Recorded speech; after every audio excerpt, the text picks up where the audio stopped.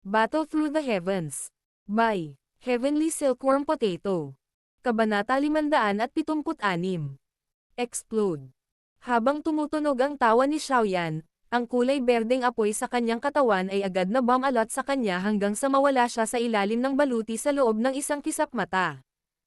Nang may handa, ang pagsasama-sama ng flame armor ni Xiaoyan ay napakabilis na nakakatakot. Sa oras na ang matalim na kuko ng kamay ni Liu Qing ay biglang lumapit sa katawan ni Xiaoyan, ang flame armor ay ganap na nahugis. Bahagyang nanliit ang mga mata ni Liu Qing sa flame armor na biglang lumitaw.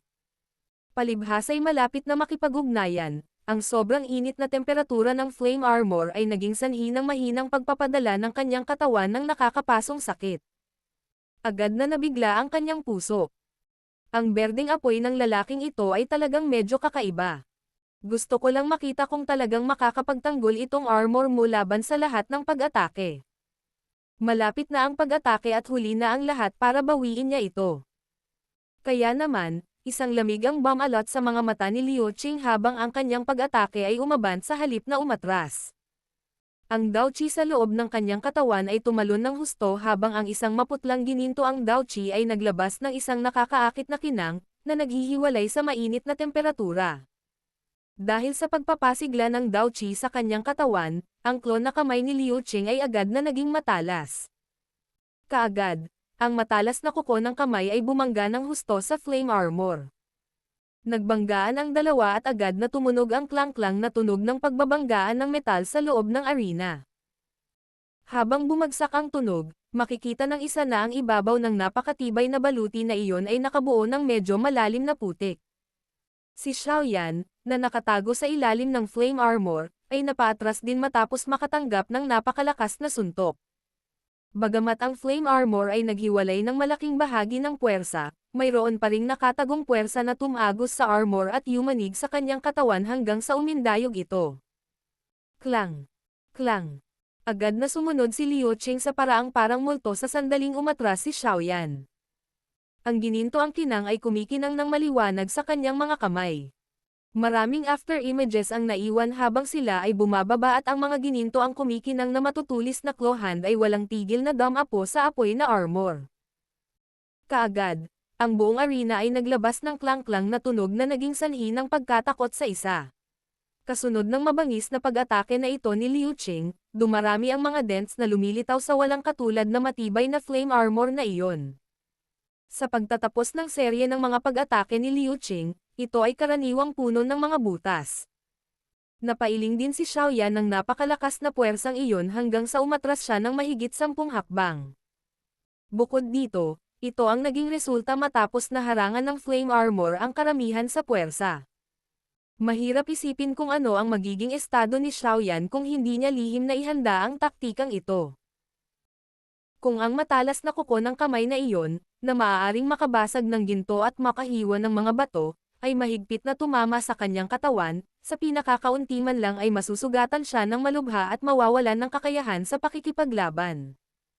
Pawis na pawis ang hindi mabilang na bilang ng mga tao sa viewing gallery habang pinagmamasdan nila ang maraming after images na sumasayaw sa loob ng arena habang ginagawa ni Liu Qing ang kanyang wild attack.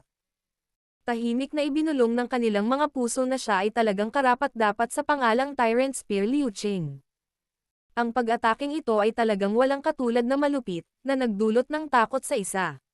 Natigilan ang lahat sa matinding pag-atake ni Liu Qing habang kasabay nito, hindi nila maiwasang mamangha kay Xiaoyan sa arena. Maaaring nasaron si Xiaoyan sa ilalim ng mabangis at marahas na pag-atake ni Liu Qing, ngunit hindi pa siya natalo. Ang kakayahang ito ay naging dahilan upang ang lahat ay mapuno ng paghanga habang sila ay bumulalas.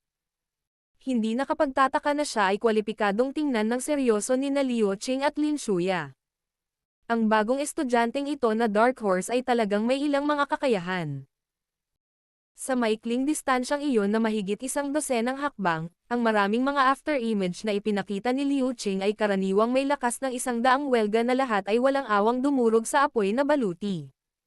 Nahaharap sa napakabigat na pag-atake, ang napakatibay na flame armor na iyon ay malapit ng mapunit. Kahit na ang kulay nito ay naging mas mapatla. Sa mataas na entablado, Ang mukha ni Liu Fei ay napuno ng ligaw na saya habang hawak niya ang kamay ni Yao Sheng sa kanyang tagiliran. Medyo naging matalas ang boses niya sa pananabik.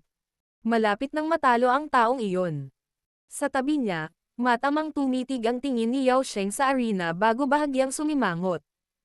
Ang kanyang lakas ay higit pa kay Liu Fei, kaya ang kanyang mga mata ay natural na medyo matalas. Bagamat napailing si Xiaoyan hanggang sa patuloy siyang humakbang pabalik sa loob ng arena, si Yao Sheng, na personal na nakipag-away sa kanya, ay malinaw na alam kung anong uri ng nakakatakot na depensibong lakas mayroon ang mapahamak na flame armor na iyon. Ang taong iyon na si Xiaoyan ay may napakahusay na kamalayan sa pakikipaglaban. Talagang nagawa niyang pagsamasamahin ang kanyang flame armor sa sandaling iyon. Sa tingin ko dapat ay naihanda na niya ito noon pa. Kinagat ni Yan Hao ang kanyang mga labi at nagpatuloy sa pagkamangha. Gayunpaman, maswerte na ang taong ito ay nagtatago ng isang baraha. Kung hindi, ang nakakatakot na pag-atake na ito ni Liu Qing, na biglang sumabog, ay malamang na sapat na upang magdulot ng malubhang pinsala kay Xiaoyan kung hindi niya ginamit ang depensa ng flame armor. Gayunpaman, ang flame armor ay lumilitaw na hindi rin kayang harangin ang lahat ng pag-atake ni Liu Qing. Sa hitsura nito, ang baluti na iyon ay malapit na ring maghiwalay. Bahagyang nagkunot ng kilay si Han Yu. Maaaring sabihin ng sino man na malamang na ang flame armor sa katawan ni Xiaoyan ay hindi na mapangalagaan ng mas matagal.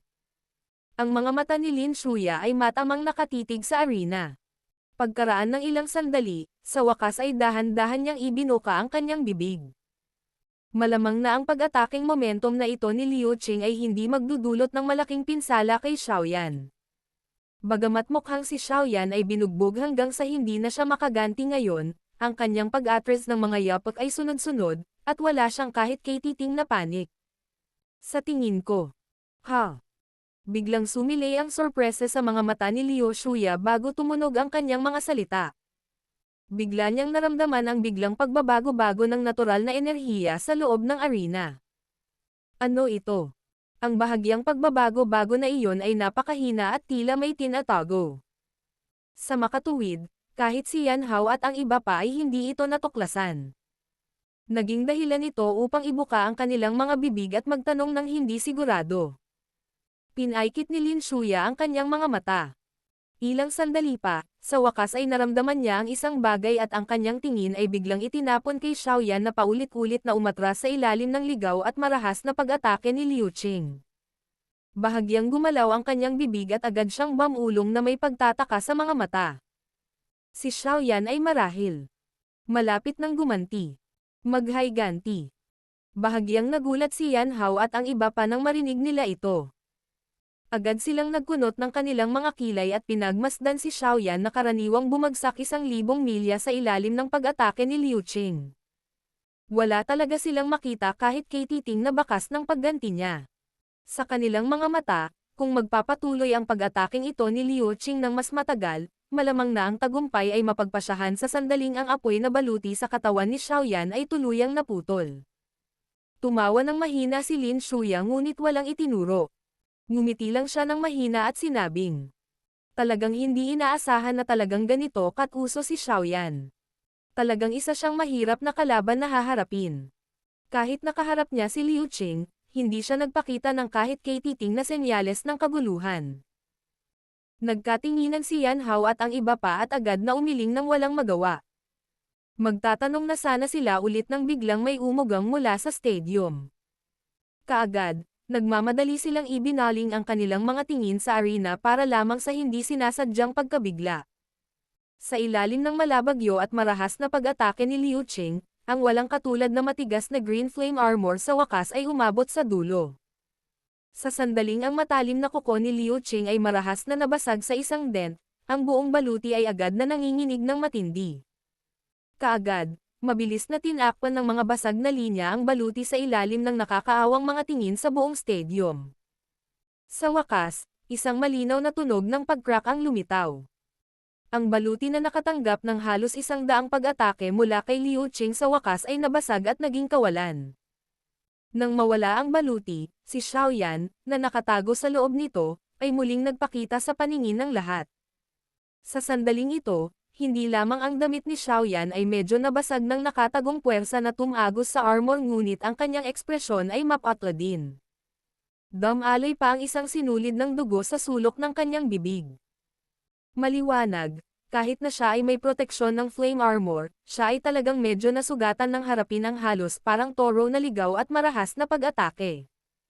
Ang ekspresyon ni Liu Qing ay kasing lalim ng tubig.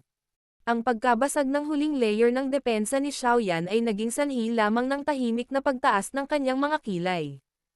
Muling tinakpan ng maputlang gintong Daochi ang kanyang kuko, at ang hangin ng matalim na kuko ay bumaril patungo sa dibdib ni Xiaoyan. Sa isang bakas ng dugo na natitira sa sulok ng kanyang bibig, tiningnan ni Xiaoyan si Liu Qing, na hindi nagpapahinga kahit kaunti habang ang huli ay muling umatake ng mabangis. Isang malamig na ngiti na mahirap pansinin ang bumungad sa kanyang maitim na mga mata. Hindi gumagalaw ang kanyang katawan habang dahan-daang itinaas ang kanyang kanang kamay bago ito direktang humarap kay Liu Qing. Sa hitsura ng kanyang ugali, parang malapit na niyang tanggapin ang pag-atake ng huli. Ang mga pagkilos na ito ni Xiaoyan ay agad na naging sanhi ng mga pribadong pag-uusap na lumabas sa viewing gallery. Pagkatapos ng palitan kanina, alam ng lahat na hindi nagawang talunin ni Xiaoyan si Liu Qing sa isang laban. Ang kasalukuyang pagkilos na ito ni Xiaoyan ay talagang mahuhusgahan lamang bilang naghahanap ng kamatayan sa mata ng lahat.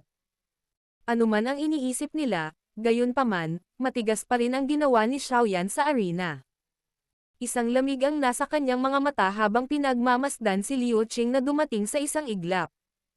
Maging si Liu Qing ay medyo nagulat sa ginawa ni Xiaoyan. Gayunpaman, sa kabila ng pagkagulat, ang kanyang puso ay hindi namamalayang sumikip ng husto. Halimaw daw ang mga abnormalidad. Hindi tanga si Xiaoyan, imposibleng gumamit siya ng paraan tulad ng paggamit ng itlog sa pagbangga sa bato. Habang ang pagdududa sa puso ni Liu Qing ay mabilis na umiikot, isang maputlo-bird lilang kulay ang biglang sumilay sa kanyang mga mata. Agad namang nagsitayuan ang mga balahibo sa kanyang katawan. Isang uri ng matinding pakiramdam ng panganib ang lumitaw sa kanyang puso. Ilang sandali pa, muling lumitaw ang kulay berde lilang. Sa pagkakataong ito, sa wakas ay natuklasan ni Liu Qing ang pinagmulan kung saan ito pinanggalingan. Biglang nanliit ang kanyang mga mata. Ito ay dahil ang lugar na iyon ay nasa loob ng maitim na manggas ni Xiaoyan na nakaharap sa kanya. Ang ligaw at marahas na pag-atake ay pilit na pinatigil ni Liu Qing sa himpapawid. Hindi niya pinansin ang paninikip ng dibdib dulot ng lakas. Sa ilalim ng maraming nakatulala na mga tingin mula sa nakapalibot na viewing gallery, biglang nagbago ang ekspresyon ni Liu Qing. Ang kanyang dalawang paa ay nakatapak din sa lupa, at ang kanyang katawan ay mabilis na umatras. Huli na, hindi sinasadyang ibinoka ni Xiaoyan ang kanyang bibig at ngumiti habang pinagmamasdan si Liu Qing na mukhang natuklasan ang kanyang intensyon. Ang kanyang malinis at mapuputing ngipin ay may kaunting dugo pa. Pinitik niya ang kanyang daliri at isang mahinang boses ang lumabas. Pumunta ka. Habang tumutunog ang boses, isang berdeng lilang glow ang agad na sumilay mula sa manggas ni Xiaoyan. Kasunod ng paglitaw nitong kumpol ng berde lilang glow, biglang tumaas ang temperatura ng arena. Sa sandaling ito, sa wakas ay naunawaan na ng lahat kung bakit mabilis na umatras si Liu Qing sa huling sandali. Si Xiaoyan ay talagang naghukay ng hukay matagal na ang nakalipas. Naghihintay kay Liu Qing na Mason Hill. Ang bilis ng pagkislap ng berde lilang glow ay napakabilis na nakakatakot. Gayunpaman, hindi pa rin ito nakaligtas sa atensyon ng mga matatanda sa mga upuan ng mga hukom. Habang nararamdaman nila ang nakakatakot na mapanirang lakas na nakapaloob dito, maging ang ekspresyon ng First Elder Su Chen ay hindi sinasadyang nagbago ng kaunti. Ang berdeng lilang kumikinang ay kumislap ng ilang beses bago ito lumitaw sa harap ni Liu Qing habang ang kanyang mga mata ay mabilis na nanliit. Explode. Ang simpleng tunog ng isang salita ay dahan-daang lumabas sa bibig ni Xiaoyan. Biglang lumitaw ang isang pagsabog na maaaring gumuho ng mga bundok at masira ang lupa. Battle Through the Heavens. Kabanata 577. Isang galaw. Ang pagbagsak bundok at pag-crack lupa na pagsabog ay umalangaw-ngaw na parang dumadagandong nakulog sa maluwang na arena sa ilalim ng hindi mabilang na bilang ng mga nakagugulat na mga tingin. Ang isang maringal na mapanirang hangin ay katulad ng isang bagyo, na nagdadala ng isang mataas na temperatura habang ito ay tanggayan sa lahat ng direksyon mula sa lugar sa arena kung saan ang apoy na lotus ay sumabog. Nagbitak ang lupa sa loob ng arena saan man dumaan ang bagyo. Isang crack line na kasing kapal ng braso ang nagsimulang mabilis na kumalat sa buong arena na parang sapot ng gagamba. Ang tila mahirap na arena sa pakikipaglaban ay ganap na naging gulo sa napakaikling panahon. Maraming nakatulala na tingin ang nakatulala sa arena na tuluyang nawasak mula sa viewing gallery. Medyo hindi makayanan ng kanilang isipan. Hindi nila inaasahan na ang kumpol ng berdeng lilang liwanag, na hindi pa malinaw na nakikita, ay talagang makakalikha ng isang nakakatakot na mapanirang lakas. Lumipas ang mahabang panahon bago unti-unting gumaling ang lahat sa kanilang mapurol na kalagayan. Ang lahat ng mga tingin ay biglang nabaling sa maputlang mukha na nakasuot ng itim na binata na paulit-ulit na tumataas at bumababa ang dibdib. Walang pagbubukod, ang mga mata ng mga taong ito ay napuno ng pagtataka at pagkabigla. Maliwanag, itong parang kidlat na nakakatakot na pag-atake na ipinakita ni Xiaoyan ay talagang naging sanhi ng kanilang pagkagulat. Mula sa mataas na plataporma, mapatla ang magandang mukha ni Liu Fei habang pinagmamasdan ang arena sa ibaba kung saan nakakalat ang alikabok sa buong lugar. Tinapan ng kamay niya ang bibig niya at bakas sa mata niya ang takot. Ang pagsabog ng biglaang, nakakatakot na paghihiganti ni Xiaoyan ay karaniwang nagpabagsak sa kanya mula sa kanyang mapagmataas na langit patungo sa impyerno. Hindi niya akalain na si Xiaoyan, na lagi niyang kinasusuklaman, ay talagang may hawak ng gayong trump card. Unti-unting lumawak din ang bibig ni Yao Sheng sa tabi ni Liu Fei. Ilang sandali pa ang lumipas bago sumilay ang gulat at saya sa kanyang mga mata. Mapalad na ang taong ito ay hindi nagpakita ng ganitong galaw sa laban kahapon. Inamin ni Yao Sheng na kahit na gamitin niya ang kanyang buong lakas, malamang na siya man lang ay malubhang masugatan sa ilalim ng pagkilos na ito na nagtataglay ng nakakatakot na mapanirang lakas. Huwag kang mag-alala, Fei-er. Ang lakas ni Chief ay higit pa kay Xiaoyan.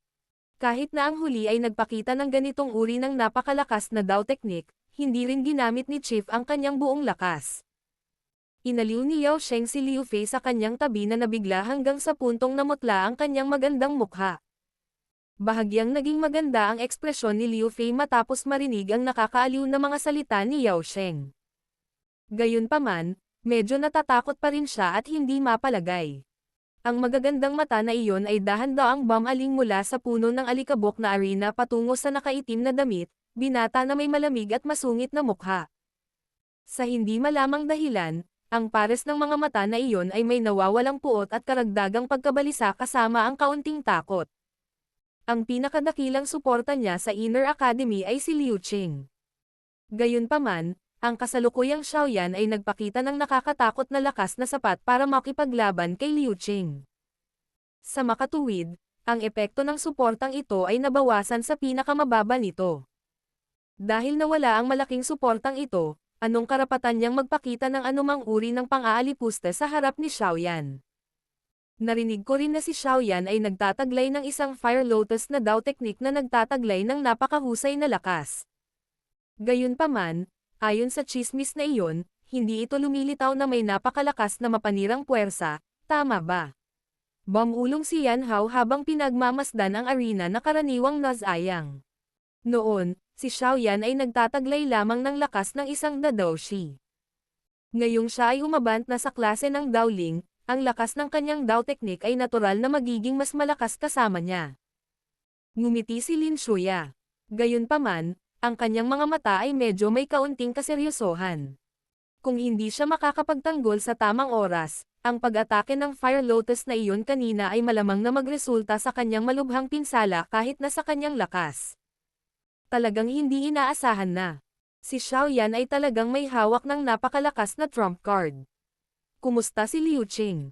Huwag mong sabihin sa akin. Ang mga mata ni Han Yu ay nagwalas sa arena. Gayunpaman, hindi niya makita ang kahit kalahating figure ng tao sa ilalim ng makapal na alikabok. Pinaikit ni Lin Shuya ang kanyang mga mata. Pagkaraan ng ilang sandali, umiling siya at mahinang sinabi. Bagaman kahit ako ay aminin na itong Fire Lotus na daw teknik ni Xiaoyan ay nakakatakot, malamang na mahirap umasa dito para tuluyang talunin si Liu Qing. Dahil sa kanyang Dao Qi affinity, mas malakas pa ang depensa ng taong ito kaysa sa akin. Bahagyang tumango si Yan Hao at ilang iba pa nang marinig ito. Muling nabaling ang kanilang mga tingin sa arena na puno ng alikabok. Habang ang kanilang mga tingin ay muling lumingon sa arena, ang alikabok na kumalat sa buong lugar sa wakas ay naging mahina. Ilang sandali pa, biglang umihip ang hangin, at agad na natangay ang alikabok. Sa sandaling ganap na maalis ang alikabok, isang tao ang nakatayo ng tuwid sa isang sulok ng arena na nasayang. Ang kanyang matangkad na katawan na naglalabas ng parang sibat na matalas na aura ay unti-unting lumitaw sa harap ng mga mata ng lahat. Pinagmamasdan ng kanilang mga titig ang malupit na figurine na nakatayong kasing tuwid ng sibat sa gulo. Ang mga damit ng figurine ng tao na ito, na orihinal na puno ng isang malakas na aura ay ganap na nabasag, at ang kanyang hubad na katawan ay mayroon pa ring maraming mga sunog na itim na bakas. Ang kanyang buong pagkatao ay tila ganap na nagbago mula sa ekspertong kilos na ipinakita niya kanina. Gayunpaman, hindi napigilan ng miserableng figure na ito ang viewing gallery na maglabas ng mababang cheer. Malamig na tinitigan ng tingin ni Xiaoyan ang figure ng tao sa gitna ng gulo sa di kalayuan. Ilang sandali pa, tumigas ang mga mata ni Xiaoyan at sa wakas ay natuklasan niya na ang maitim na itim, mabigat na sibat na daladala ni Liu Qing sa kanyang likod ay kasalukuyang hawak sa kamay ni Liu Qing. Matapos hawakan ni Liu Qing ang mahabang sibat sa kanyang kamay, ang kilos ng kanyang buong katawan ay parang isang mahabang sibat, na nagpapakita ng malamig na kinang. Ang kanyang aura ay mas malakas at mas matalas kumpara sa kung ano ito kanina. Hindi nakakagulat na kaya niyang tiisin ang pagsabog ng Angry Buddha Lotus Flame. Inilabas niya talaga ang kanyang ultimate hidden trump card. Tahimik na lumuwag ang puso ni Xiaoyan.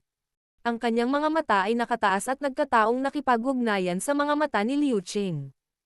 Nag-intertwined ang apat na estudyanteng iyon. Natuklasan ni Xiaoyan ang dignidad at kaseryosohan na lumitaw sa huli. Pagkatapos ng naunang pag-ataking iyon, ang sobrang mapagmataas na lalaking ito ay ganap na itinuring si Xiaoyan bilang pantay na kalaban. Ang mabigat na sibat sa kamay ni Liu Qing ay dahan-daang nakatutok kay Xiaoyan sa ilalim ng tingin ng lahat. Isang mababa at malalim na boses ang umalangaw-ngaw sa arena. Mayroon kang kwalipikasyon para magamit ko ang Mountain Splitting Spear. Ang mga salitang ito ni Liu Qing ay walang alinlangan na pagkilala sa lakas ni Xiaoyan. Pagkatapos ng nakakatakot na pag-ataking iyon na ipinakita ni Xiaoyan kanina, walang kahit isang tao sa arena na nag-alinlangan na si Xiaoyan ay may ganoong kwalipikasyon. Kaya naman, ang buong arena ay talagang tahimik sa isang sandali. Natigil ang lahat ng tingin sa dalawang taong magkaharap mula sa malayo sa loob ng arena. Unti-unting humigpit ang kamao ni Xiaoyan. Isang malinaw na pagsabog ang lumabas mula sa kanyang mga kasukasuan. Ang matalim na talam na parang aura ni Liu Qing sa sandaling ito ay talagang nakaka-pressure. Masasabi ng isang tao na ang kasalukuyang kanya ay tunay na nagpakawalan ng kanyang lakas sa kanyang limitasyon. Sa kasunod na labanan, ang mga pag-atake ni Liu Qing ay malamang na maging mas wild at mas marahas kumpara sa kung ano ang mga ito noon. Gamitin na ni Liu Qing ang Mountain Splitting Spear. Sa mataas na platform, mahinang bumantong hininga si Lin Shuya habang nakatitig sa maitim na itim, mabigat na sibat sa mga kamay ni Liu Qing. Sinabi niya, kapag mapilitan si Liu Qing sa ganitong lawak, si Xiaoyan ay maaaring ituring na nakatanggap ng maluwalhating pagkatalo kahit na siya ay natalo. Bahagyang tumango si Yan Hao sa gilid. Maliban kay Lin Shuya at sa brute force queen na si Ziyan, malamang na walang ibang may kwalipikasyon para pilitin si Liu Qing na gamitin ang Mountain Splitting Spear. Ang puntong ito ay isang bagay na walang pagpipilian si Yan Hao kundi ang aminin kahit na may pagmamalaki sa kanyang mga buto. Kahit siya ay hindi nagtataglay ng ganoong kwalipikasyon. Gayunpaman, binigyang halaga ni Xiaoyan ang nangungunang 10. Sa tingin ko ay malamang na hindi niya ito isusuko ng madali. Nagtaas ng kilay si Han Yu at marahang sumagot. Bahagyang natawa si Lin Shuya habang nagsasalita. Maliban na lang kung si Xiaoyan ay may mas malakas na nakatagong trump card maliban sa Lotus Flame Dao technique na iyon, kung hindi. Malamang na mahirap maabot ang nangungunang 10 sa listahan. Medyo may panghihinayang ang boses niya. Ngayong nasaksihan na niya ang kahangahangang lakas ni Xiaoyan, ang kanyang puso ay nagkaroon din ng layuning lumaban. Gusto niyang hamanin siya. Gayunpaman, kung matatalo si Xiaoyan sa kamay ni Liu Qing, malamang na mawala ang pagkakataong ito. Ang mga mata ni Lin Shuya ay kumikislap habang ang kanyang tingin ay itinapon sa itim na damit, binata na may malamig na mga mata sa arena. Talagang inaasahan niya na ang taong ito na madalas na kumilos ng higit sa inaasahan ng iba ay muling magbunyag ng isang himala. Isang galaw. Ang maitim na mountain splitting spear na nasa kamay ni Liu Qing ay mabigat na nabasag sa ilang mga bato sa arena nang bigla niyang ibinuka ang kanyang bibig at kinausap si Xiaoyan. Bahagyang kumunot ang noo ni Xiaoyan. Napatingin ang kanyang tingin kay Liu Qing sa kabilang banda na ang aura ay biglang naging matalim. Ang huling hakbang na magpapasya sa mananalo. Ang mukha ni Liu Qing, na kasing lalim ng tubig, ay biglang nagpakita ng medyo matigas na ngiti. Ang mountain splitting spear ay lumampas sa hangin. Isang kulay gintong daochi ang nag-iwan ng malabong kulay gintong bakas sa walang laman na hangin. Ito ang trump card na nasave ko para harapin si Lin Shuya. Gayunpaman, sa hitsura ng sitwasyon ngayon, kailangan ko munang ipakita ito sa iyo. Nang marinig ang mga salitang ito, lahat ng nasa viewing gallery ay agad na nag-extend ng kanilang mga leeg. Paulit-ulit na nagpalipat-lipat ang kanilang mga tingin sa kanilang dalawa. Tinitigan ni Xiaoyan ang sobrang kumpiyansa ng ngiti sa mukha ni Liu Qing. Alam niya na ang kasunod na pag-atake ng kabilang partido ay talagang magpapasya sa mananalo sa laban na ito gaya ng sinabi niya. Ang kanyang mga labi ay humigpit at pagkaraan ng ilang sandali, si Xiaoyan ay huminga ng malalim sa medyo mainit na hangin sa kanyang harapan sa harap ng mga mata ng publiko. Hinawakan niya ng dahan-dahan ang mga kamay. Hihingi ng payo si Xiaoyan. Ang nangungunang 10 ay isang target na hinding-hindi bibitawan ni Xiaoyan. Gagamitin niya ang lahat ng kanyang lakas para talunin ang taong humaharang sa kanya kahit sino pa man ang taong iyon. Mabuti, ang lakas ng loob mo. Ang ningning sa mga mata ni Liu Qing ay biglang sumikat nang sumagot siya sa malalim na boses. Sabay galaw ng dalawang paa niya. Ang kanyang mga kamay ay mahigpit na nakahawak sa mountain splitting spear. Bahagyang nakahilig ang kanyang katawan pasulong, itinutok niya ang malamig na kumikinang na dulo ng sibat patungo sa malayong Xiaoyan. Habang ipinakita ni Liu Qing ang tindig na ito, ang balat ng malayong Xiaoyan ay agad na nakaramdam ng lamig. Naramdaman niya na nailak na ni Liu Qing ang kanyang pag-atake sa kanya. Isang hindi pangkaraniwang nakaka-pressure na pakiramdam ang bumabalot kay Xiaoyan. Gayunpaman, ang isang kumukulong layunin ng pakikipaglaban na parang kumukulong tubig ay nagsimulang kumulo sa loob ng dibdib ni Xiaoyan. Biglang lumakas ang kanyang katawan habang ang isang malinaw na tawa ang tumawa sa naunang pressure. Senior Liu Qing, pwede mong gamitin ang lahat ng mayroon ka. Ako, si Xiaoyan, ay tiyak na makakakuha ng nangungunang 10 na spot ngayon. Umalangaw-ngaw sa buong arena ang malakulog niyang tawa. Ang pagmamataas na iyon na umakyat sa langit ay isang bagay na nagbigay kahit na sa mga tumitingin mula sa viewing gallery na makaramdam ng kumukulo ng dugo. Habang bumagsak ang kanyang pagtawa, dahan-dahang humakbang pasulong si Xiaoyan. Ang kanyang kamay ay biglang iniabot patungo sa isang lugar na naging ganap na gulo. Lumakas ang isang puwersa ng pagsipsip at ang maitim na heavy Zuan ruler ay bumaril sa kanya. Sa wakas, bahagyang inabot ang palad ni Xiaoyan at mahigpit itong hinawakan. Senior Liu Qing, tingnan natin kung sino ang matatalo at matatanggal. Biglang itinuro ng mabigat na ruler si Liu Qing na ang aura ay kasing talas ng talam. Matapos tumunog ang malinaw na boses ni Xiaoyan, ang natural na enerhiya sa pagitan ng langit at lupa ay agad na naging sobrang ligaw at marahas. Sa sandaling ito, kahit na ang mga ekspresyon ng mga elders sa mga upuan ng mga hukom ay agad na sumailalim sa isang matinding pagbabago. Battle Through the Heavens. Kabanata 578. Ang banggaan sa pagitan ng Great Splitting Rock at ng Flame Splitting Tsunami. Isang hindi pangkaraniwang ligaw at marahas na pagbabago-bago ng enerhiya ang biglang umalangaw-ngaw sa arena habang umalangaw-ngaw ang malinaw na boses. Ang mga taong unang nakadama ng ripple na ito ay ang mga elder na nakaupo sa mga upuan ng mga hukom. Kaagad, ang kanilang mga ekspresyon ay sumailalim sa biglaang pagbabago. Halos sabay na napalingon ang kanilang mga tingin. Sa wakas, huminto sila sa binata na nakaitim na nakasuot na may pagmamalaking nakatayo sa arena habang bitbit ang mabigat na ruler sa kanyang kamay. Ang pinagmulan ng ligaw at marahas na ripple na iyon ay mula sa lugar na ito. Magkaharap ang mga elder sa viewing gallery. Agad na umikot ang kanilang lalamunan. Ang energy ripple na ito ay hindi bababa sa 2 beses na mas malakas kumpara sa Fire Lotus na may sobrang nakakatakot na mapanirang lakas kanina.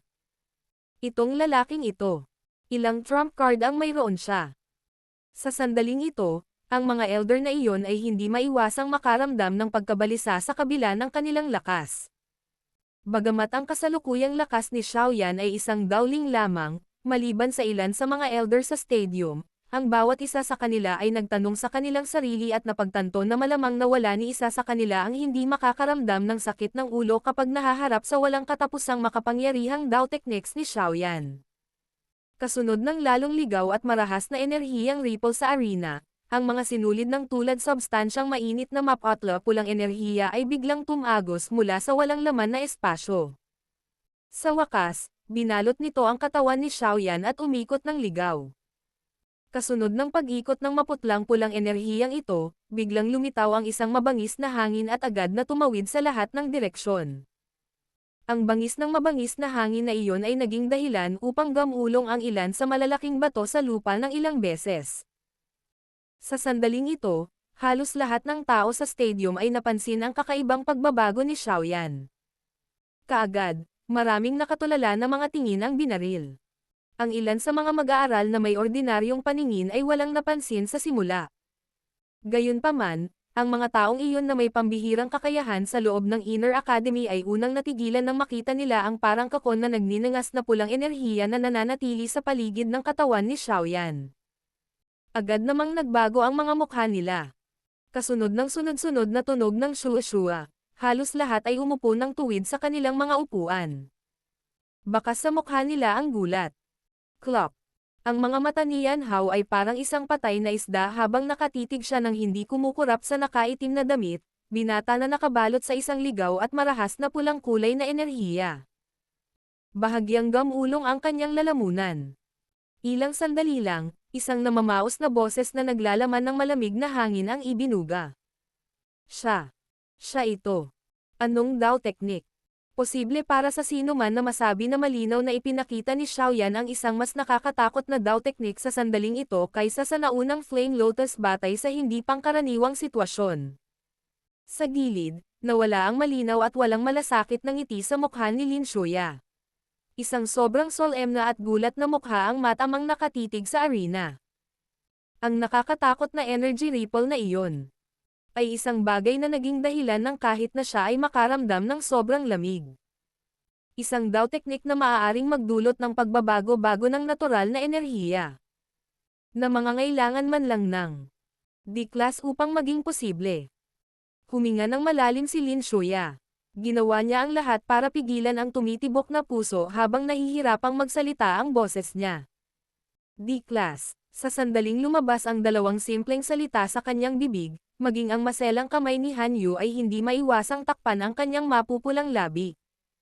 Ang kanyang magandang mukha ay nababalot ng gulat at hindi makapaniwala. Ang isang High Zuan class at D-class ay maaaring magkaroon lamang ng isang antas na distansya, ngunit ang agwat ay katulad ng sa langit at lupa. Karamihan sa mga Zuan class na Dao techniques ay umasa sa personal na lakas ng gumagamit upang ilabas ang lakas nito. Gayunpaman, ang isang D-class na Dao technique ay nagawa ng umasa sa natural na enerhiya upang makamit ang isang tulad ng pagpuksa na mapanirang lakas. Ang isa ay isang tao at ang isa ay ang langit at lupa. Sa pangkalahatan ay walang paghahambing sa pagitan ng dalawa. Kung hindi, ang isang Zuan class na Dao skill ay maaaring medyo bihira. Sino sa mga iyon ang maaaring pumasok sa malakas na ranggo at hindi magkaroon ng isa o dalawang uri ng Zuan class Dao techniques? Sa kabilang banda, D-Class. Wala talagang nagpakita ng isa.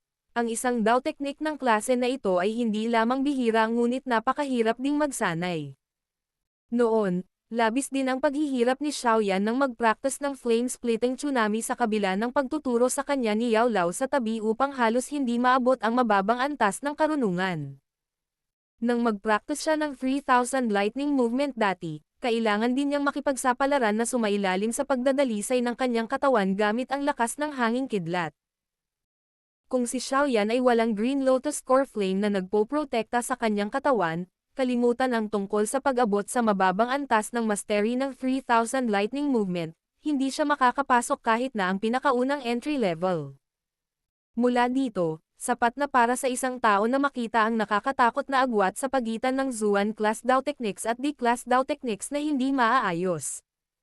Yao Sheng, ikaw. Ano ang nangyayari sa inyong lahat? Sa kabilang bahagi ng mataas na plataporma, nagulat si Liu Fei kay Yao Sheng at sa iba pang nakapaligid sa kanya na biglang tumayo. Lumingon ang kanyang magagandang mata sa arena. Gayunpaman, sa kanyang lakas, hindi niya maramdaman kung gaano nakakatakot ang parang substance na ligaw at marahas na apoy na nananatili sa paligid ng katawan ni Xiaoyan. Si Xiaoyan. Si Xiaoyan ay mukhang gumagamit ng isang uri ng D-Class Dao Technique. Biglang naramdaman ni Yao Sheng na ang kanyang lalamunan ay naging lubhang tuyo. Maging ang kanyang boses ay naging lubhang hindi pamilyar. Sa sandaling ang apat na salitang D-Class Dao Technique ay pumasok sa kanyang tainga, ang bahagyang nakabukang maliit na bibig ni Liu Fei ay agad na tumigas kasabay ng ekspresyon ng kanyang mukha. Ilang sandali pa bago niya nanginginig na ibinaling ang tingin sa malamig na ekspresyon ng binata na nakaitim na damit. Kahit na ang kanyang lakas ay hindi maikukumpara kay Yao Sheng at sa iba pa, malinaw sa kanya kung gaano kakilakilabot ang isang D-Class Dao Technique. Pinsan. Mananalo si Pinsan, di ba? Inayos ni Liu Fei ang kanyang katawan at ngumiti habang nagtatanong. Gayunpaman, ang ngiting iyon ay napakalakas. Kahit na siya mismo ay naramdaman na ito ay sobrang peke. Si Yao Sheng, na palaging nagpahayag ng malaking pagtitiwala kay Liu Qing, ay naging tahimik sa sandaling ito. Isang D-Class Dao Technique. Ang kahulugan na nilalaman ng apat na salitang ito ay parang isang mabigat na bato na damaykit sa kanyang puso, na naging dahilan upang maging ang kanyang paghinga ay tila medyo magaspang. Agad na mutla ang magandang mukha ni Liu Fei nang maramdaman niya ang katahimikan ni Yao Sheng. Kinagat niya ang kanyang mga labi at ang mga mata na nakatitig sa nakaitim na binata sa arena ay talagang nagpakita ng kaunting panghihinayang. Noon, kapag nakipag-away siya kay Xiaoyan, ang huli ay isang taong kakapasok lang sa klase ng Daoling at isang bagong estudyante na hindi man lang nagkaroon ng kwalipikasyon para makapasok sa strong rankang. Gayunpaman, ang bagong estudyanteng ito na nagdulot sa kanya ng matinding paghamak at pagkamuhi ay kasalukuyang humakbang sa maraming malalakas na tao at umakyat sa strong rankang. Kanina pa niya pinilit ang kanyang sobrang mapagmataas na nakatatandang pinsan na gamitin ang kanyang trump card, ang Mountain Splitting Spear. Pagkatapos, ang D-Class Dao Technique na ipinapakita niya ay tuluyan ng natapakan ang lahat ng suporta ni Liu Fei hanggang sa wala na itong halaga. Sa harap ng taong ito na maaaring talunin ang hindi matatalo na alamat sa kanyang puso anumang oras, kahit na sa pagmamataas ni Liu Fei, hindi niya maiwasang makaramdam ng kaunting pagsisisi. Nagsisi siya kung bakit kailangan niyang makipag-away sa nakakatakot na lalaki na ito. Siyempre, sa mga bagay na nabuo hanggang sa yugtong ito, ang panghihinayang ay walang silbi. Ang Dao Technique sa arena ay parang strong arrow sa isang bow. Wala nang kahit katiting na silid upang iikot ang mga bagay-bagay. Hindi alam ni Xiaoyan na napukaw niya ang tumitibok na puso ng hindi mabilang na bilang ng mga tao dahil lamang sa nagsimula siyang magpakita ng Dao Technique. Sa sandaling ito, ang kanyang tingin ay nakatitig pa rin sa hindi kumukurap na paraan sa malayong si Liu Qing, na nakaturo sa kanya ng Mountain Splitting Spear. Sa sandaling lumitaw ang nagninangas na mainit, mailap, marahas na enerhiya sa katawan ni Xiaoyan, ang mga mata ni Liu Qing ay agad na nanliit sa laki ng mga butas ng butas. Sa kanyang karanasan, natural niyang natukoy kung anong uri ng enerhiya ang kinakatawan nito. Gayunpaman, sa pakikipaglaban na umabot na sa puntong ito, maaari na lamang niyang aiugoy ang kanyang sibat at pag-atake kahit na ang lakas ng kalabang Xiaoyan ay biglang lumagpas sa lakas ng dalawang class. Hindi siya pinahintulutan ng kanyang karakter na matakot. Ito ay lalo na kapag ang kanyang kalaban ay tunay na bagong estudyante. Isang batik-batik na hangin na pinipigilan sa kanyang dibdib ang pinakawalan ng mahabang hininga. Isang malakas na maputlang gininto ang kinang dahan-daang lumabas mula sa katawan ni Liu Qing.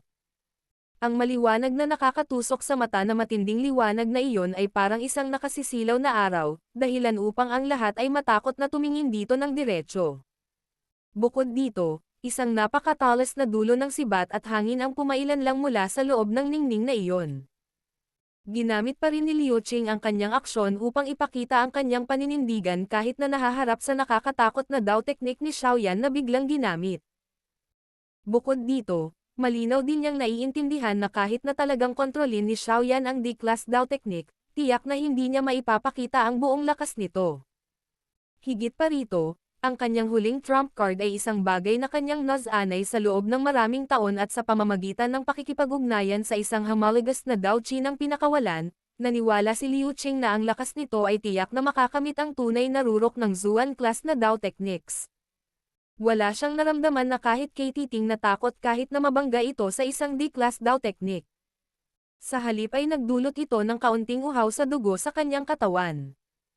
Ngayon, gusto niyang ipaalam sa lahat na may pagkakataon pa para sa isang Zuan class Dao technique na makipaglaban sa isang D-class Dao technique. Marahas na kumislap ang isang glow sa kanyang mga mata. Habang papalapit ang tunay na dakilang labanan, naramdaman ni Liu Qing na ang dugo ng kanyang buong katawan ay nagsimulang kumulo sa sandaling ito. Ang ganitong pakiramdam ay isang pakiramdam na matagal na niyang hindi naramdaman. Ito ay isang bagay na lumitaw lamang noong nakikipag-away siya kay Lin Shuya noon. Hahaha. Xiaoyan, halika. Tingnan ko lang kung sino ang mananalo ngayon. Isang nakabubusog na malakas na tawa na may dalang walang kapantay na nangingibabaw na aura ang pumuno sa buong arena, na nagtulak sa kapaligiran sa arena hanggang sa umabot ito sa high tide. Lahat ng nasa mataas na platform ay nabalisa na ang kanilang mga ekspresyon ay pula. Ang ilan sa mga may kaunting kontrol sa sarili ay hindi nakatiis na tumayo at sumigaw ng malakas ng buong lakas patungo sa arena. Senior Liu Qing, talagang gusto ni Xiaoyan ang nangungunang 10 pwesto. Biglang nagtaas ng ulo ang binata na nakasuot ng itim. Hindi niya naramdaman ang kahit kay Titing na takot sa ilalim ng dominanteng aura na ito ni Liu Qing. Ang kanyang katawan ay kasing tuwid ng isang sibat at mukhang lubhang kahanga-hanga. Sa isang iglap, nagdulot ito ng kakaibang kulay na lumabas sa mga mata ng medyo maraming magagandang babaeng nakatatanda sa viewing gallery. Sige. Kung ganoon, gusto kong makita kung ang iyong lakas ay may ganoong kwalifikasyon. Ang maliwanag na gininto ang liwanag ay lalong lumakas. Sa huli, binalot nito ang buong katawan ni Liu Qing sa loob nito. Tanging ang malakulog na halakhak na iyon lamang ang napalabas sa malawak at makapangyarihang paraan. Pinagmasdan ni Xiaoyan ang matingkad na maputlang gintong kinang na karaniwang bumabalot sa kalahati ng arena. Dahan-daang inabot ang mabigat na ruler sa kanyang kamay. Kaagad, ang ligaw at marahas na nagninangas na pulang enerhiya na nananatili sa paligid ng kanyang katawan ay umikot ng mas malakas.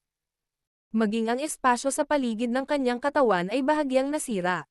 Ang mga alon ng halos malasubstansyang ligaw, marahas na pulang kulay na enerhiya ay bigla at biglang bumuhos ng walang tigil sa Heavy Zuan ruler sa ilalim ng mahinang sigaw ni Xiaoyan. Habang ibinuhos dito ang nakakatakot na enerhiya, makikita ng isang tao ang kakaibang madilim na pamumula na lumalabas sa orihinal na madilim na itim na mabigat na pinuno. Sa hitsura nito, ang itim na ruler na iyon ay parang may madilim na pulang apoy sa ibabaw nito. Boom! Isang pagyanig na nagpagalaw sa lupa at yumanig sa mga bundok ay biglang tumunog. Ang mga tingin ng lahat ay nagmamadaling nagtinginan. Ang kumpol ng maliwanag na gininto ang kinang sa di kalayuan ay dahan-daang natipon sa isang katawan. Nang lumapag ang mga paa nito sa isang malaking bato, ang malaking bato ay agad na pumutok sa isang tumpok ng pulbos sa ilalim ng enerhiya na inilabas. Xiaoyan, kung matatanggap mo itong pag-atake ko, ibibigay ko sa iyo ang ikatlong pwesto sa strong rank gamit ang 2 kamay. Isang imahe ng sibat na nakabalot sa gininto ang liwanag ay pinalawak at itinuro kay Xiaoyan mula sa malayo. Ang mapagmataas na boses ni Liu Qing na puno ng kumpiyansa ay inilabas. Kung matatanggap mo itong atake ko, ako, si Xiaoyan ay automatikong susuko sa nangungunang 10. Ang Heavy Zuan ruler na halos ganap na nagbago sa isang madilim na pula na kulay ay dahan-daang itinuro kay Liu Qing. Isang ripple ang lumabas sa espasyo kung saan dumaan ang mabigat na pinuno. Namula ang mukha ni Xiaoyan habang nagpakawala siya ng malakas na tawa. Hahaha. Mabuti, mabuti, mabuti. Habang tumutunog ang ligaw na tawa, biglang napigilan ang matangkad na gininto ang kinang. Pagkaraan ng ilang sandali, ang orihinal na napakamatalim na gininto ang glow ay lumiit pabalik sa mountain splitting spear sa paraang parang kidlat. Kasunod ng pagbuhos ng napakalaking enerhiya, isang parang likidong kulay gintong enerhiya ang damaloy na parang espirito sa dulo ng mountain splitting spear. Hayaan ang tagumpay ay magpasya sa isang galaw. Biglang nanginginig ang kamay ni Liu Qing. Nakatagilid ang mahabang sibat patungo sa langit. Kaagad, ang mabigat na sibat ay nagdala ng humahanggos na tunog ng hangin habang ito ay biglang nabasag. Habang ang mabigat na sibat ay bumagsak, isang napakapangangilabot na puwersa ang sumunod sa lupa at tumagos palabas. Kaagad, ang mga labi ng malalaking bato sa paligid niya ay naging pulbos sa ilalim ng maraming nakakagulat na mga tingin sa paligid niya. Great Splitting Rock. Isang parang kulog na paputok na sigaw ang biglang tumunog. Ang gininto ang kinang ay biglang sumabog sa isang parang baha sa dulo ng mountain splitting spear. Ang matingkad na gininto ang kinang na nagmula sa lahat ng direksyon ay nagdala ng hindi mapapantayang matalas na nakakatalam na tunog ng pagsabog habang ito ay gumuhit sa hangin sa paraang parang kidlat, patungo sa Xiaoyan sa di kalayuan. Saan man dumaan ang gininto ang glow, ang malalaking bato sa buong arena ay biglang nag-crack. Ang buong puwersang welga ni Liu Qing ay talagang nakakatakot. Ang mga mukha ng buong stadium ay nagbago nang harapin ang gayong kahanga-hangang pag-atake. Maging ang mga elder sa mga upuan ng mga hukom ay nagpahayag ng mga solemne na ekspresyon.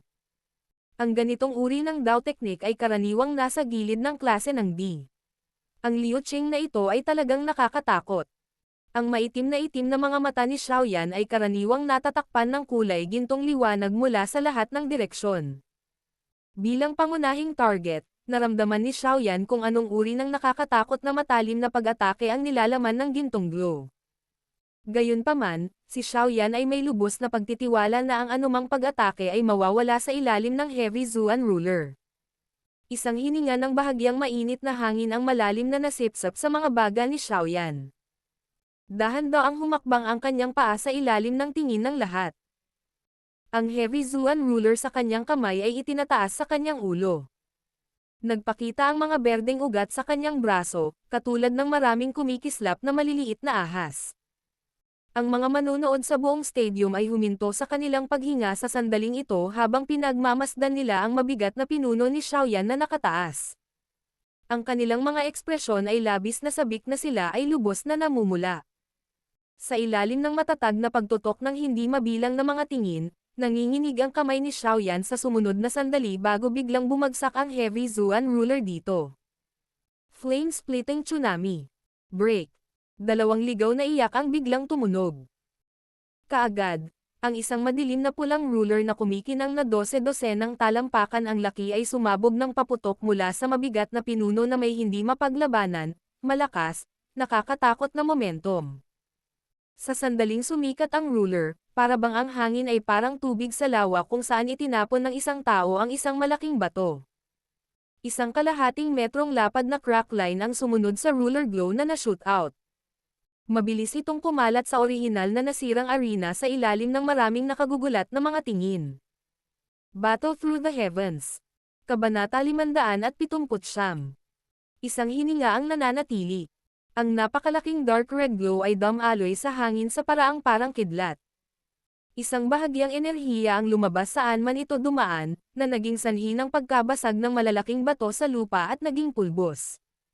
Bukod dito, ang halos kalahating metrong lapad na linya ng crack na mabilis na lumalawak sa lupa ay ganap na nawasak ang arena na ito.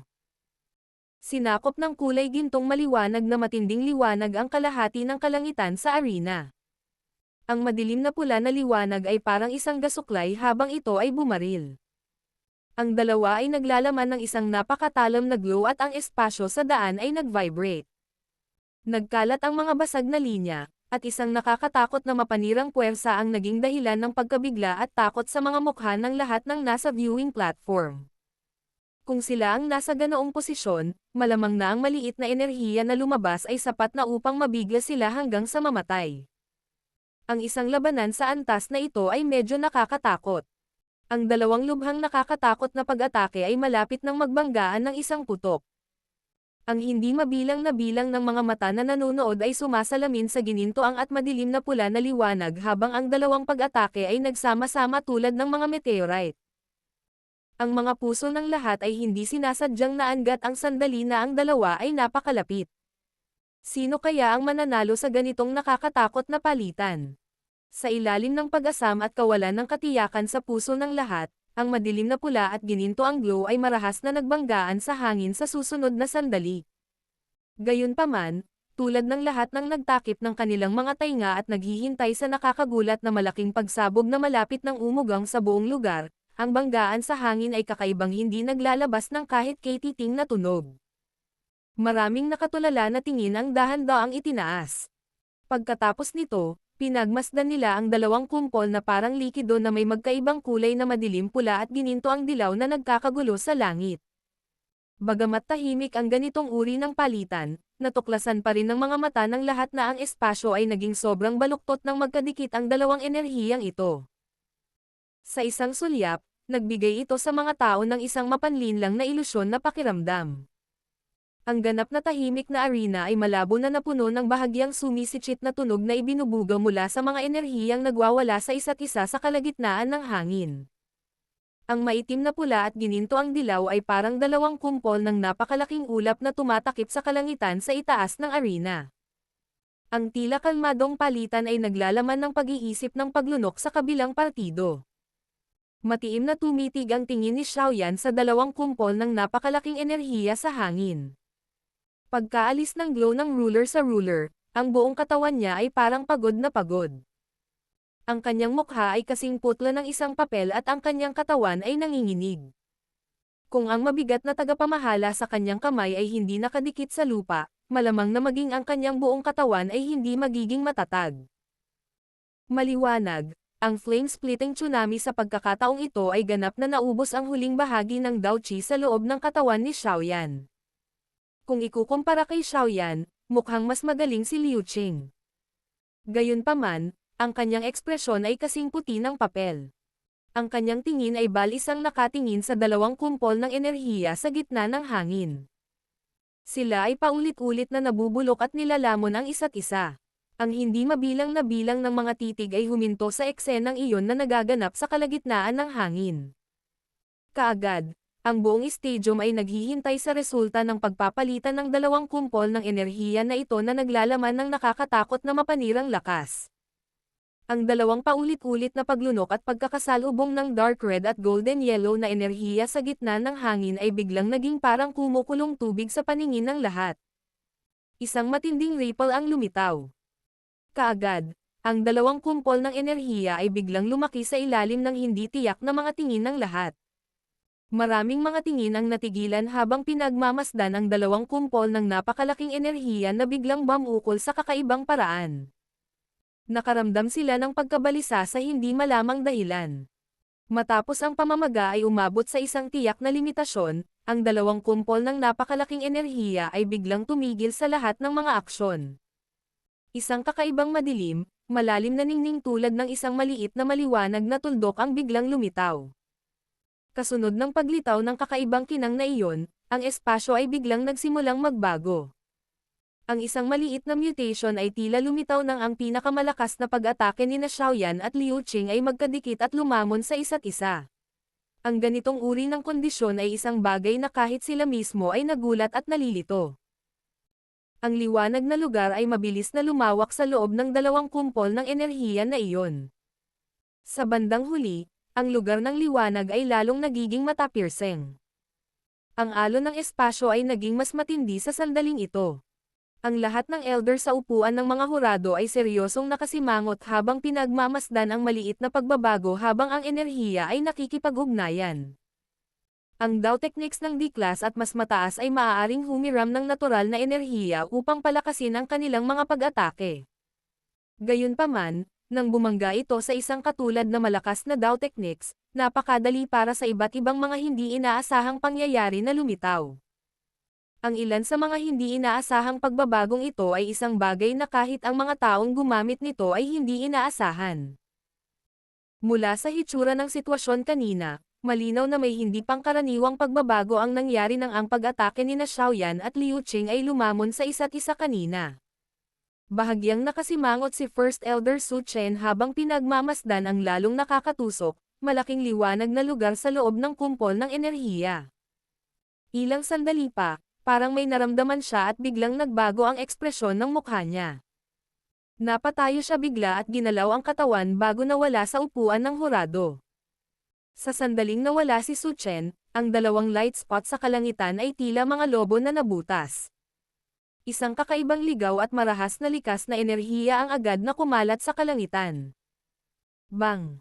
Ang nakakatakot na matinding liwanag ay nakakalat mula sa abot-tanaw. Habang ang natural na enerhiya ay naging marahas, ang dark red at golden yellow energy cluster sa wakas ay hindi makalaban sa hindi pangkaraniwang paggalaw ng enerhiya. Kaagad, isang nakagigimbal na parang kulog na pagsabog na nagdala ng napakakatakot na hanging-hangin ay dumaan mula sa itaas. Lumitaw ang kalawakan saan man dumaan ang bagyo. Ang hindi mabilang na bilang ng mga tao sa viewing gallery ay nagsusuot ng gulat na mga ekspresyon habang pinapanood nila ang lakas ng hanging-hangin na mabilis na lumalawak. Kahit magkalayo sila, naramdaman pa rin nila ang kilabot sa loob. Kung kakalat ang bagyong ito, malamang na halos wala sa kanila ang makakaligtas. Space Lock. Isang matandang figure ang biglang lumipad sa hangin sa takdang oras. Isang malamig na sigaw ang tumunog at isang kakaibang enerhiya ang lumabas sa kanyang katawan. Ang bakanteng espasyo ay nagsimulang mag-iba-iba na parang tubig na umaagos sa sandaling ito. Sa wakas, kumikidlat ito na parang kidlat bago tuluyang tumigas. Ang buong espasyo sa itaas ng arena kasama ang kumakalat na enerhiyang windstorm ay ganap na pinatigas. Kahit na ang energy windstorm ay hinaranggan ni Su Chen, mayroon pa ring dalawang kumpol ng enerhiya na nakatakas. Ang mga kumpol ng dalawang enerhiya na ito ay sumunod sa maliit na hibla ng malabong relasyon na natitira mula sa dalawang Dao techniques na pinakawalan. Sa ilalim ng maraming gulat na titig, nabangga nila ang mga katawan ng hindi nakahanda na sina Xiaoyan at Liu Qing sa paraang parang kidlat. Grog.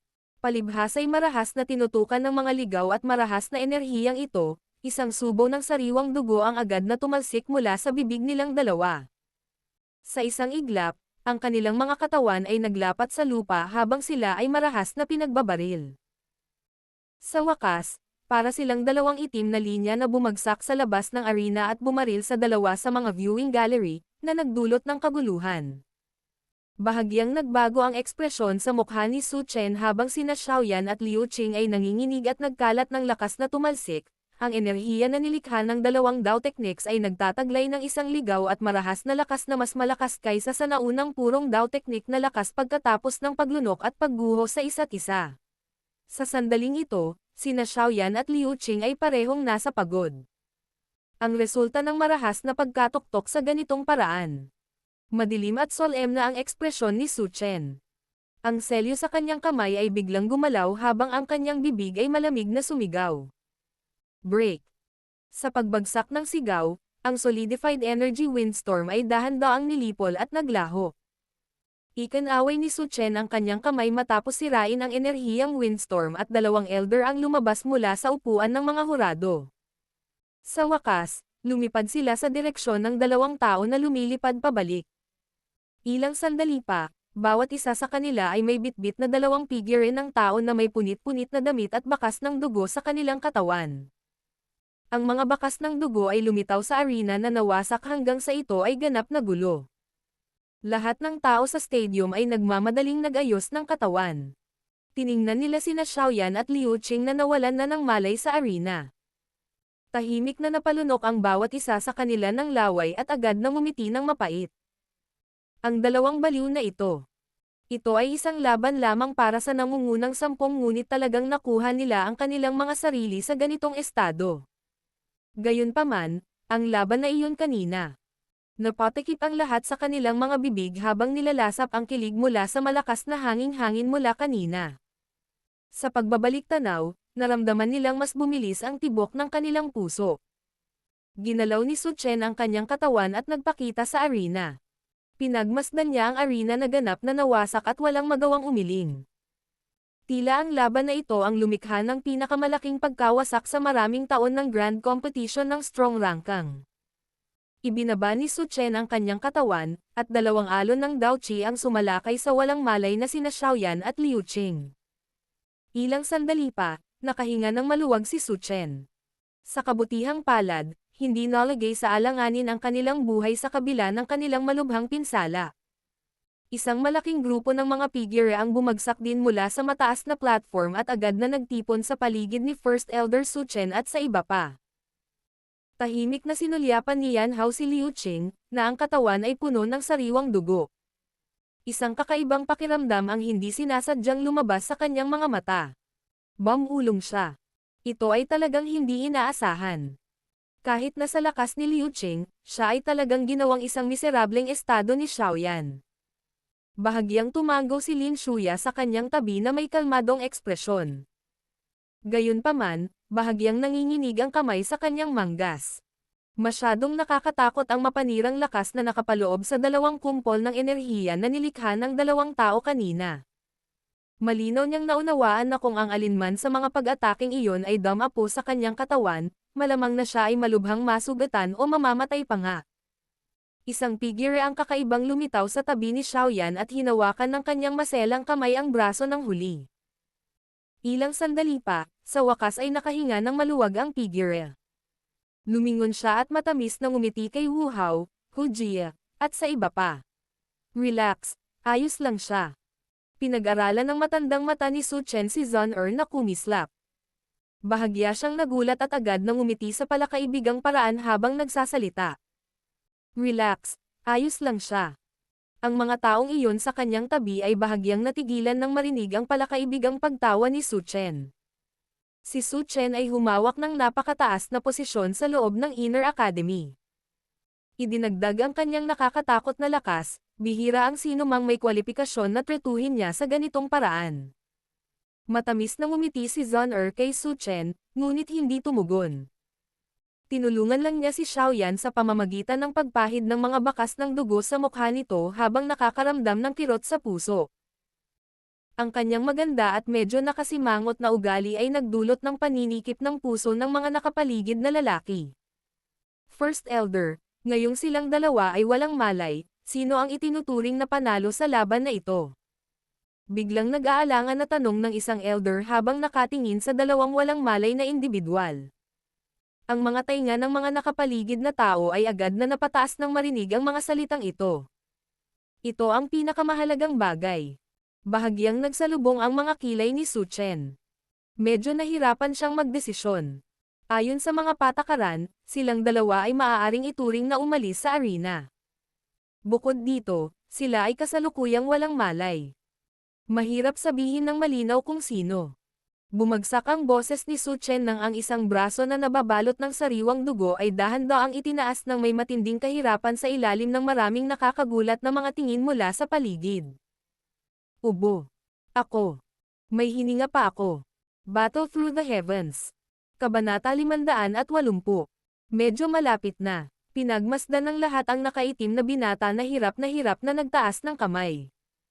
Puno ng bakas ng dugo ang mukha niya habang pilit niyang pinipigilan ang pagpikit ng mga mata. Lahat sila ay walang imak. Ang taong ito ay talagang isang malakas na tao na hindi matatalo hanggang mamatay. Napanatili pa rin niya ang kaunting kamalayan kahit na makatanggap ng ganoong nakakatakot na paghihiganti ng mga nalalabing Daotech Kyus. Sumili ang pagkagulat sa mukha ni Su Chen. Sa sandaling ito, malinaw na naabot ni Xiaoyan ang kanyang tunay na limitasyon.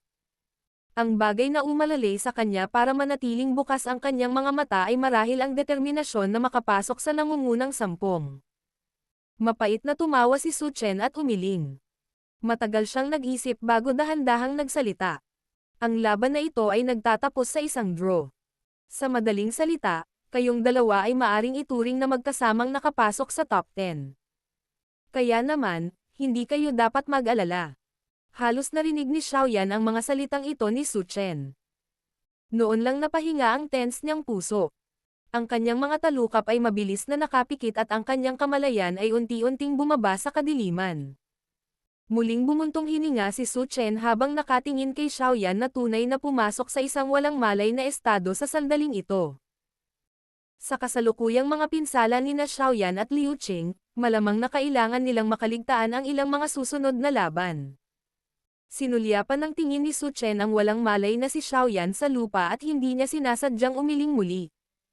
Ang taong ito ay talagang lumampas sa inaasahan ng mga tao. Si Liu Qing ay talagang naging ganitong malubhang na pinsalang kondisyon kahit na sa kanyang lakas. Ang eksenang ito ay malamang na hindi inaasahan ng karamihan sa mga naruroon. First Elder kung magtatapos silang dalawa sa isang draw, hindi ba't magkakaroon ng 11 tao sa top 10 nanogram strong rank ang ngayong season? Kung ganoon, magkakaroon din ng 11 pangalan na papasok sa tower para mapadalisay ang kanilang katawan ng Essence Heart Flame.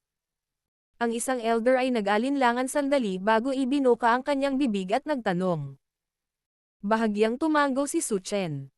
Walang pakialam niyang sinabi. Kung kinakailangan, maaaring magkaroon ng 11 bahagi.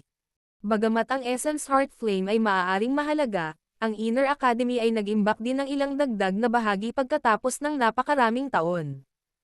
Hindi dapat maging problema para sa atin na kumuha ng isang bahagi ngayon. Kung hindi, paano natin sasagutin ang 2 taong ito? Kung tutuusin, kung talagang pag-uusapan natin ng detalyado ang nangyari, silang dalawa ay parehong umalis sa hangganan ng arena at napakahirap matukoy kung sino ang mananalo. Ang lahat ng elder ay tumigil sa pagsasabi ng anuman matapos marinig ang first elder na nagsalita sa ganitong paraan. Tumanggaw sila at umatras. Gagamitin natin ang ekstrang arena sa mga susunod na laban. Gayunpaman, dahil sa kanilang mga pinsala, sina Xiaoyan at Liu Qing ay hindi na makapagpatuloy sa pagsali sa kompetisyon. Gayunpaman, ang mga mahahalagang bagay ay naayos na ngayong ang mga pangalan para sa nangungunang 10 ay natukoy na. Hindi mahalaga na silang dalawa ay hindi nakikilahok sa kasunod na antas ng kompetisyon. Pagkatapos ng lahat, ang mga puso ng lahat ay may isang sukat ng uri upang matukoy ang tunay na rangkang namilist. Tumingin ang tingin ni Su Chen sa lahat ng direksyon at nagsalita na may mahinang ngiti. Nakahinga ng maluwag ang lahat at tumanggo nang tumunog ang mga salita ni Su Chen.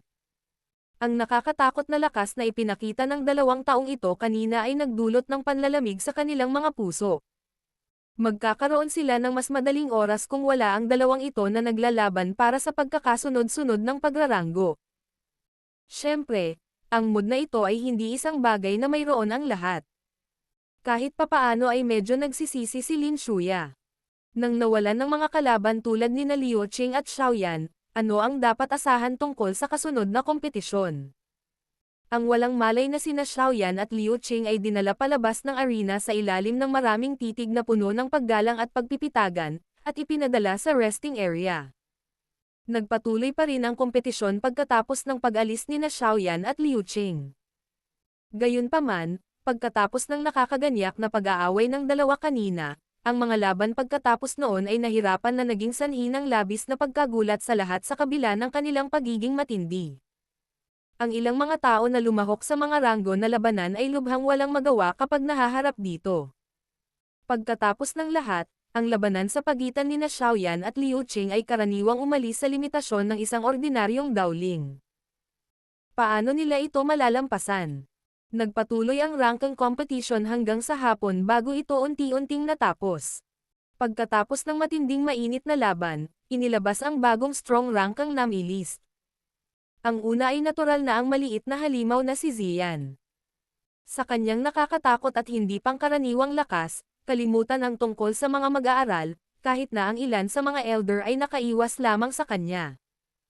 Kahit ang mapagmataas na si Lin Shuya ay walang pusong lumaban para sa unang posisyon. Wala ring masyadong sorpresa para sa pangalawang posisyon. Dahil nawala si Liu Qing at syempre ang biglaang umusbong na maitim na kabayo, si Xiaoyan, na dapat ding isaalang-alang, ang natitirang mga tao ay hindi siya nagawang iling mula sa kanyang posisyon. Kaya naman, muling umupo si Lin Shuya sa pangalawang posisyon ng malakas na ranggo. Ang pangatlo ay orihinal na si Liu Qing. Gayunpaman, sa kanyang kasalukuyang pag-withdraw, ang kanyang pangalan ay pinalitan ng Yan Hao. Ang laban para sa ika-4 na ranggo ay mas matindi kaysa sa pares ng mga ranggo sa harapan. Gayunpaman, pagkatapos ng iba't ibang laban, sa wakas ay hindi inaasahang nanalo si Lin Yan sa huli, at tumaas sa ika-4 na ranggo mula sa ika-9 na ranggo ng sabay-sabay. Parehong matindi ang laban para sa natitirang 6 na pangalan. Nang matapos ang kompetisyon, maliban sa dalawa sa kanila ang dating nangungunang 10, ang natitira ay mga bagong tao na biglang sumulpat. Dahil sa maraming iginuhit, malamang na sila ay may kaunting swerte, gayunpaman, ang kanilang mga lakas ay napakalakas pa rin. Pagkatapos ng lahat, ang strong ranking na ito ay hindi isang ordinaryong nami-list. Kahit na ang isang tao ay may sapat na swerte, ang isa ay dapat magkaroon ng kaukulang lakas upang suportahan ito kung nais niyang maabot ang dulo. Bagamat ang nami-list para sa strong ranking ay natukoy na, ang puso ng bawat isa ay gumamit ng sarili nitong sukatan ng pagsukat tulad ng sinabi ni Su Chen. Sa makatuwid, kahit na sina Xiaoyan at Liu Qing ay parehong nasa ika-10 sa strong ranking, lahat, kabilang si Yan Hao na nakakuha ng pangatlong posisyon, ay malinaw na alam sa kanilang mga puso na ang posisyon na ito ay pagmamay-ari pa rin ng lalaking iyon na may dominanteng kilos. Hindi, mayroon pa ring isang tao na nakatayo sa balikat sa kanya. Xiaoyan. Sa labanang iyon na nakakapukaw ng kaluluwa, ginamit ni Xiaoyan ang kanyang pambihirang lakas sa pakikipaglaban para supulan ang puso ng lahat. Mula sa sandaling iyon, walang sino man sa Inner Academy ang maglalakas loob na tingnan ang bagong estudyanteng ito na pumasok sa Inner Academy wala pang 1 taon ang nakalipas. Kasabay nito, ang reputasyon ng Pansgate ay natural na tumaas tulad ng isang bangka sa pagtaas ng tubig. Ang pinakamahalagang dahilan kung bakit ang paksayon ni Lin Shuya at Liu Qing ay maaaring ituring na dalawang pambihirang pag-iral sa loob ng Inner Academy ay dahil silang dalawa ay may lakas na higit pa sa natitirang mga eksperto sa strong ranking. Gayunpaman, ang kasalukuyang Pansgate, ang pangkat ng bagong estudyanteng ito ay may katulad na isang eksperto na may pambihirang lakas. Ang impluwensya ng Pansgate ay natural na tataas sa hinaharap. Kung paanong ang lahat ay magpapakita na ng hindi paganap na nasisiyahan at umalis sa arena pagkatapos ng huling laban, isang karagdagang laban ang naging dahilan upang ang kanilang mga mukha ay mapalitan ng pagkagulat. Ayon sa mga alituntunin ng mga nakaraang season, magkakaroon ng ilang sparring tulad ng mga laban pagkatapos ng strong ranking grand competition. Sa ganitong uri ng laban, ang mga katunggali ay nakapili ng sinuman sa nangungunang 10 sa malakas na ranggo na hamanin. Siyempre, ang hamon dito ay natural na walang formalidad ng isang tunay na grand competition. Sa buod, ito ay ilang karagdagang kasiyahan kahit na pagkatapos ng grand competition. Bagamat sparring lang, bihira lang talaga ang sasali. Pagkatapos ng lahat, ang mga ekspertong ito na nakalabas sa maraming mga seleksyon ay may lakas na pag-aari ng mga nangungunang eksperto sa Inner Academy. Hindi ba ito ay naghahanap lamang ng kahihiyan kung ang isa ay gugustuhin pa rin silang hamanin sa kabila ng malinaw na pag-alam na hindi sila katugma para sa mga taong ito? Gayunpaman, ang panghuling nakakatuwang kaganapan sa season na ito ay naging dahilan upang ang lahat ay bumaba sa isang mapurol na estado. Walang ibang dahilan kung hindi ang naghahaman ay isang binibini na napakaganda na naging sanhi ng pagkakaroon ng asphyxia. Bukod pa rito, ito ay dahil ang kalaban na hinamon ng dalagang ito na nakasuot ng berdeng damit ay si Lin Shuya. Siyempre, ito lamang ay hindi sapat upang maging sanhi ng buong arena na pumasok sa isang mapurol na estado. Sa halip, sa kasunod na sparring match, ang isang ordinaryong laban ay tumagal lamang ng wala pang 10 minuto. Gayunpaman, sa loob lamang ng maikling 10 minutong ito, si Lin Shuya na naging mapait sa hindi niya mahanap na kalaban na makakapantay sa kanya sa grand competition ay natalo ng malungkot. Lumalabas ang malamig na pawis sa noo ni Lin Shuya habang ang isang pares ng mababaw na daliri ay huminto kalahating pulgada sa itaas nito. Blonde kanyang tiningnan ang malabong nakangiting berdeng damit, binibini sa kanyang harapan at biglang naramdaman na nanunuyo ang kanyang bibig. Wala siyang naramdaman kahit katiting na pagkabalisa sa kanyang puso. Ito ay dahil sa palitan kanina, siya ay karaniwang pinipilit pabalik sa bawat hakbang. Ito ay maaaring mukhang napakaikling panahon ngunit nailabas na niya ang kanyang pinakamalakas na trump card. Gayunpaman, sa sandaling ipinakita niya ang kanyang pinakamalakas na daw teknik, ang daliri ng dalaga na nakasuot ng berdeng babae ay bahagyang pamitik, at isang nagninangas na mainit na kulay gintong glow ang yumanig sa pamamaraan hanggang sa ito ay tuluyang mawala. Sa sandaling nayanig ang kanyang pinakamalakas na daw teknik hanggang sa mawala ito, naunawaan ni Lin Shuya na ang labanang ito ay karaniwang walang kabuluhan. Magkaiba talaga ang level nilang dalawa. Ang sumunod na pag-atake ng kalaban ay naging dahilan din ng pag-abandona niya sa kanyang huling pag-asa. Natalo ako. Nagkibit balikat si Lin Shuya sa arena at agad na tumawa ng mapait sa ilalim ng maraming gulat na mga tingin sa arena. Noon pa man ay iniisip ko na si Xiaoyan ang pinakamadilim na dark horse sa season na ito. Talagang hindi inaasahan na ang kanyang maliit na kasintahan ay mas maitim pa sa kanya. Sa iyong lakas, maaari kang pumunta at direktang hanapin ang senior na si Ziyan na makakapag-sparring. Maraming pares ng mga mata mula sa viewing gallery ang nakausli na parang patay na isda. Hindi talaga nila alam kung ano ang nangyayari sa mga sandaling ito. Ito ay lalo na para kay Liu Fei sa mataas na plataporma. Kawili-wili ang ekspresyon ng mukha niya kaya natahimik ang isa. Siyempre, personal niyang nasaksihan kung paanong ang kalaban na seryosong tinitigan ng kanyang nakatatandang pinsan ay madaling natalo ng isang taong madalas niyang kinukutya at minumura ng tahimik. Napakalaking pagkakaiba ang naging dahilan para mahirapan siyang tanggapin ito. Hamanin si Ziyan. Baka pumunta ang batang iyon at umiyak kay senior brother Xiaoyan. Sa oras na iyon, ang mapag-alitan ay ako. Ang papalubog na araw ay suminag mula sa abot tanaw, na sumasakop sa maselang, magandang katawan ng nakaberdeng damit, binibini sa isang hindi kilalang kinang. Ang puso ni Lin Shuya ay tila dinurog ng husto ng martilyo habang pinagmamasdan niya ang matikas na ngiti na nagdudulot ng katahimikan sa kanyang walang kapintasang mukha. Yung feeling na, parang tinatawag na, love at first sight. Ang ganitong pakiramdam ay nagdulot kay Lin Shuya na kusang tumawa. Siya na palaging tumitingin sa mga babae bilang isang bagay na madali niyang makuha ay talagang magkakaroon ng ganitong uri ng. Ang dahilan ng paghamon sa iyo ay dahil lang sa sinabi niyang gusto niyang makita ang aking nakakasilaw na paningin. Sa kasamaang palad, hindi niya ito makita. Dahan-daang binawi ng dalagang nakaberdeng damit, ang pinong daliri sa noo ni Lin Shuya at nagsalita sa malayong paraan.